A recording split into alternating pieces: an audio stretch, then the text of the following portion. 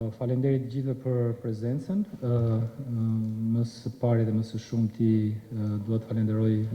NDI-n për mbështetjen që i dha Komisionit Qendror të Zgjedhjeve për organizimin e këtij aktiviteti.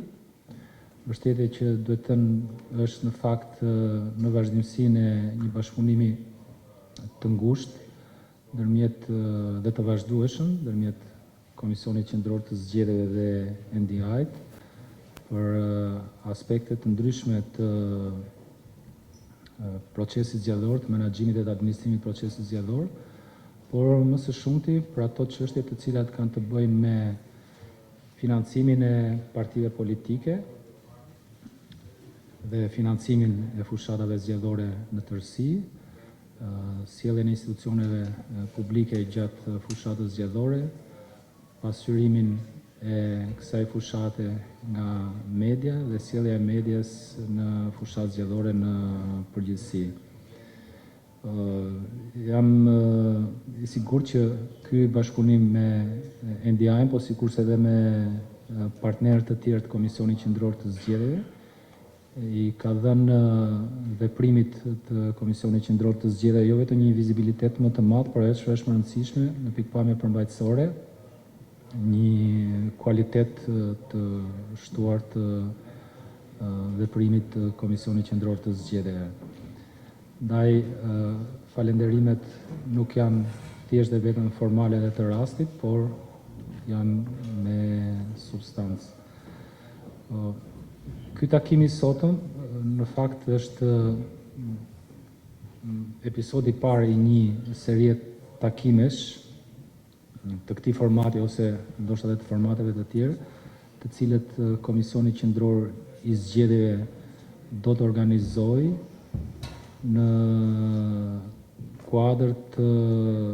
një angazhimi që KQZ ka marrë në lidhje me unifikimin e kuptueshmërisë së të gjitha palëve të përfshira, të gjitha palëve të përfshira në procesin zgjedhor dhe në mënyrë të posaçme ato të cilat lidhen me financimin e fushatave zgjedhore. Pasi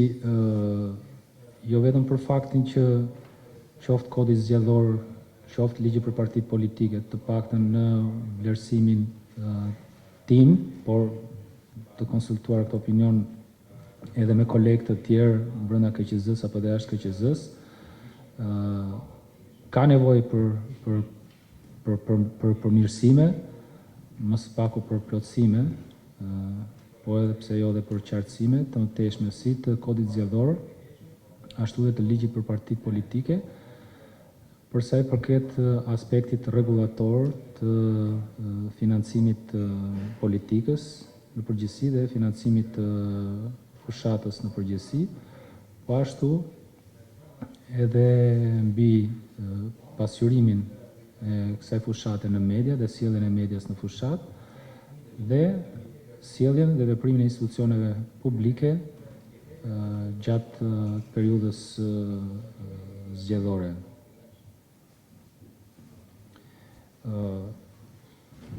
Mendimi im është që të punuarit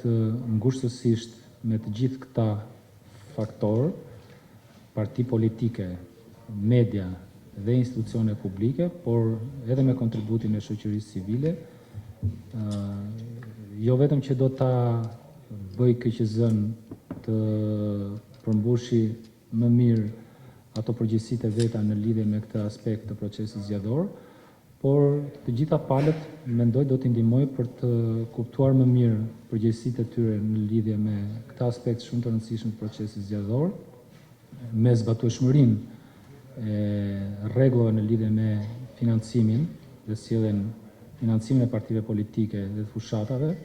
zgjedhore, si dhe me sjelljen e medias dhe të institucioneve publike gjatë periudhës zgjedhore. Kuptueshmëria e njëjtë dhe pikërisht kjo është më së pari ajo çfarë duhet dhe ne duam të bëjmë, na ndihmon të gjitha palëve për ta zbatuar më drejt atë normë të cilën e ka përcaktuar Kodi Zgjedhor, ligji për partitë politike apo dhe aktet në ligjore të Komisionit Qendror të Zgjedhjeve.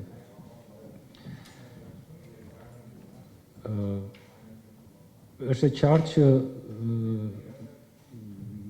ne nuk jemi modeli më i mirë me gjithë progresin e bërë në lidhje me këtë çështje, qoftë në raport me rajonin, dhe natyrshëm që ka nevojë akoma për të bërë përmirësime, ndoshta edhe cilësisht rrënjësore, si për sa i përket aspektit rregullator, por më së shumti për sa i përket zbatimit normave dhe rregullave që lidhen me sjelljen me financime partive politike, me sjelljen e medias në fushat, si dhe me veprimtarinë e institucioneve publike në fushat zgjedhore. Ajo çfarë në vlerësimin tim meriton të sillet në vëmendje është fakti që ka një interes dhe një vëmendje të shtuar nga të gjithë aktorët për të punuar në këtë drejtim. Mund ta them gati me bindje që krahasuar me eksperienca të shkuara, tash ka një lloj ndërgjegjësimi më të lartë ose më të mirë të partive politike në lidhje me përgjegjësitë që ato kanë në lidhje me financimin e fushatave zgjedhore, po edhe financimin e politikës në përgjithësi. Përshtypja ime është që sikur se thash, edhe pse nuk jemi në versionin më të mirë të zbatimit të gjitha dispozitave rregullatore në lidhje me këtë çështje, por dua ta them që të paktën sipas meje nuk e konstatoj më atë arrogancën, nëse mund të themi, të partive politike për ta shpërfillur hapur atë çfarë ka sanksionuar Kodi Zgjedhor apo ligji për partitë politike në raport me financimin e politikës. Dhe ky vlerësimi imi mendoj që vlen edhe për rastin e medias, po ashtu edhe për rastin e institucioneve publike dhe sjelljen e tyre gjatë fushatës zgjedhore. Patjetër që kjo nuk do të thotë që ne nuk kemi asnjë lloj problemi si partitë politike në qasjen e tyre në lidhje me financimin apo të medias, apo të institucioneve publike, por duhet ta themi që të gjithë përpiqen ose duan të paktën të demonstrojnë që janë të paktën formalisht në rregull me atë çfarë ligji, Kodi Zgjedhor apo ligji për partitë politike apo legjislacioni, pjesa tjetër e legjislacionit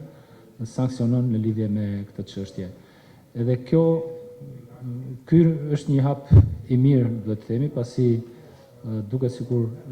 palët janë të ndërgjegjësuara për rëndësinë që ka zbatimi i këtyre normave dhe ndoshta edhe frikën për të mos u sanksionuar në rast të shkeljes këtyre dispozitave. Sikur se thash, ky takim i sotëm është episodi i parë i një serie takimesh, të cilat do t'i zhvilloj në vazhdim Komisioni Qendror i Zgjedhjeve me qëllim që bashkërisht me parti politike, media dhe institucione publike ne të diskutojmë, të konsultohemi ndërmjet nesh për të kuptuar të gjithë njësoj në lidhje me të gjitha ato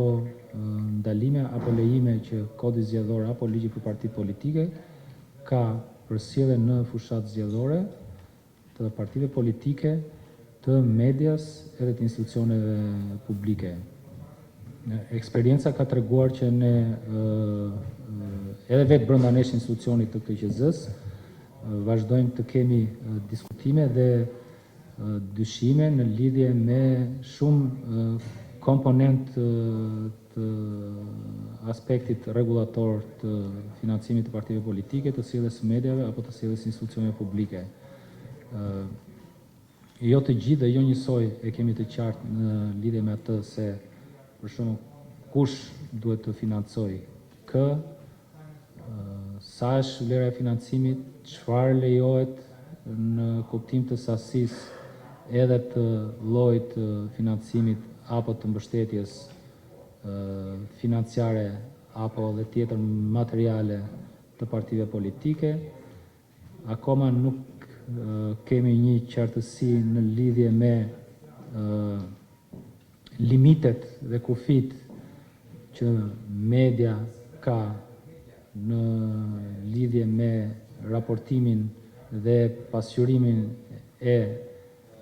veprimtarive elektorale të partive politike apo të subjekteve zgjedhore në tërësi, kush është ose si ndërtohet raporti financiar ndërmjet medias edhe subjekteve zgjedhore, si pasqyrohet kjo marrëdhënie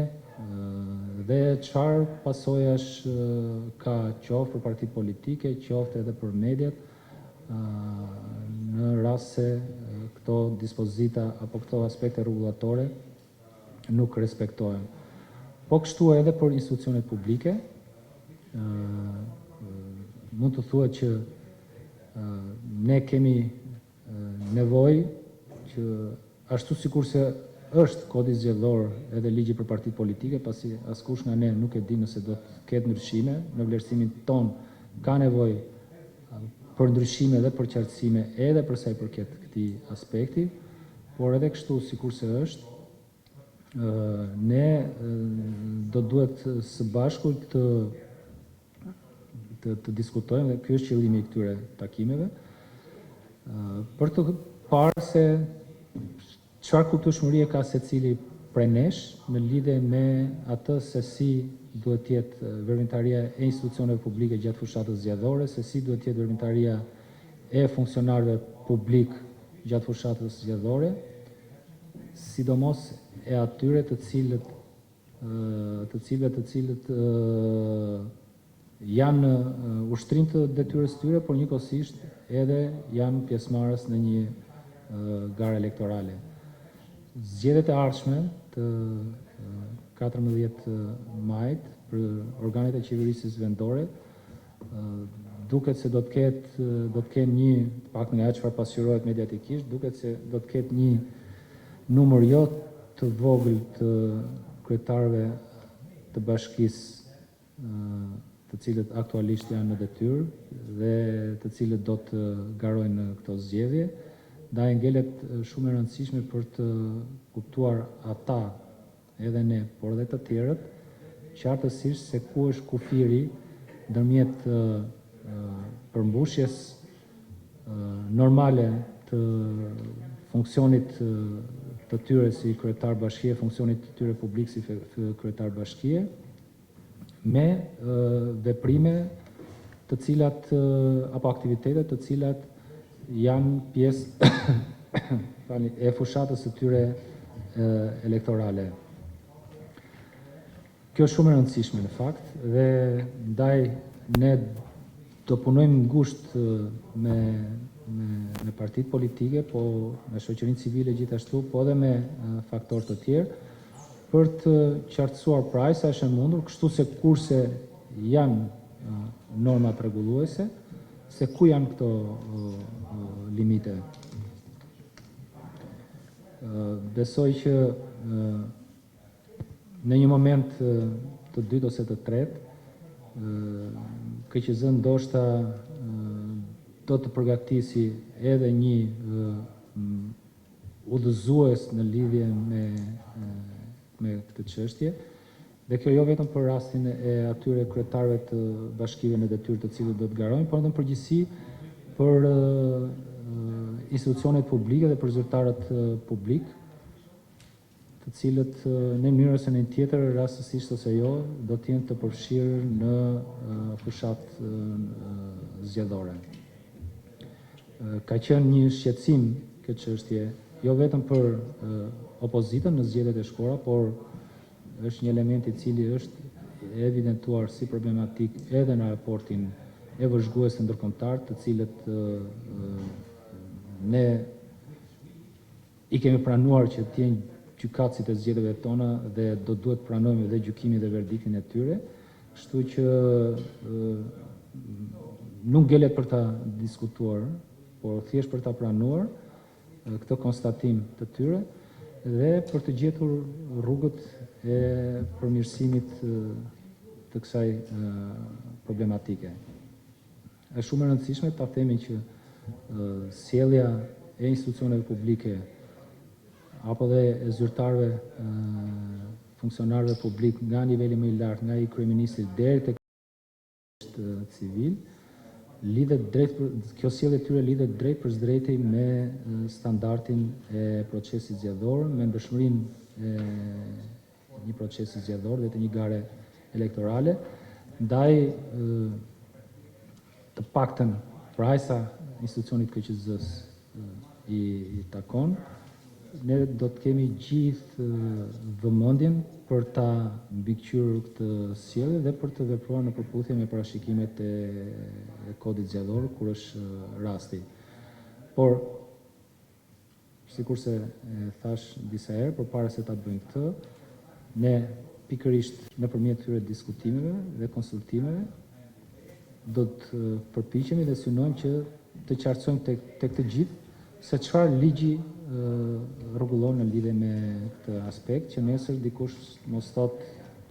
ose mos ta ketë paktën si pretekst, sepse si shkak nuk mund ta ketë jo,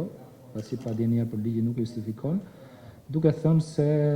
unë pata këtë kuptim për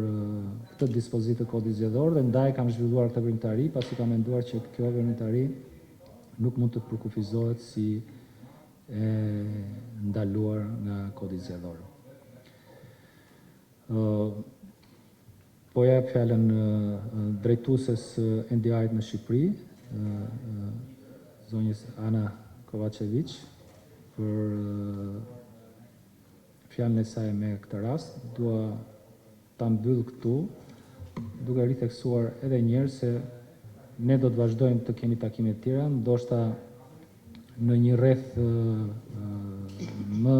të ngushtë në pikpamje numerike, por kjo nuk do të thotë që jo të hapura këto takime, pasi besojmë që është mënyra më e mirë për t'i diskutuar dhe më eficiente për t'i diskutuar problematika ndërmjet të gjithë aktorëve të përfshirë në procesin zgjedhor dhe në mënyrë të posaçme të lidhur me çështjet e financimit. Faleminderit.